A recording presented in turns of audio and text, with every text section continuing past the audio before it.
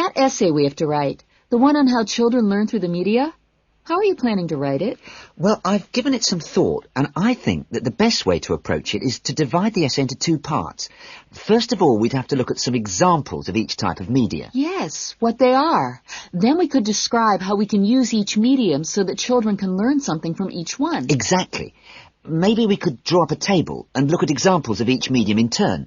Let's see. The different forms of media would be the print media. Here you'd have things like books and newspapers, that sort of thing. And included in these are the pictorial forms of print media, like maps. Yes, maps are really just formal pictures, aren't they? And then there are what we call the audio forms of media, where children can listen. CDs and radios are probably the best examples because a lot of children have access to these, especially radios. And this would lead into the audio-visual media, which can be seen as well as heard. Film, television, and we mustn't forget videos. Yes, but there's a final category as well. Computers that make up the so-called electronic media. In the United Kingdom and Australia, they say that 1 in 3 families has a computer now. Yes, I believe it. Well, that's a good list to start with. We're really getting somewhere with this essay now. So let's move on to when each type of medium could be used.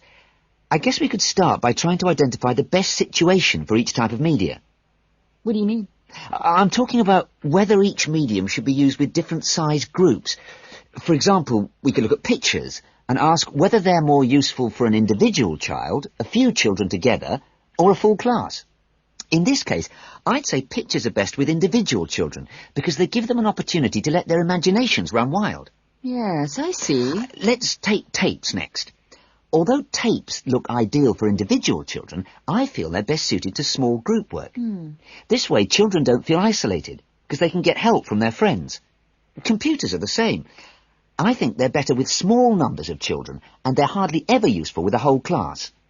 Videos, however, are ideal for use with everyone present in the class, especially when children have individual activity sheets to help them focus their minds on what's in the video. And what about books? What would you recommend for them? Books are ideal for children to use by themselves. I know they're used with groups in schools, but I wouldn't recommend it. Other pictorial media like maps, though, are different.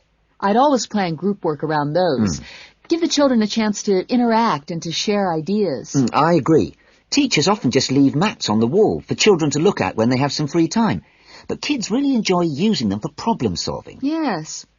Different people have different ideas, I suppose. Yeah, and different teachers recommend different tools for different age groups.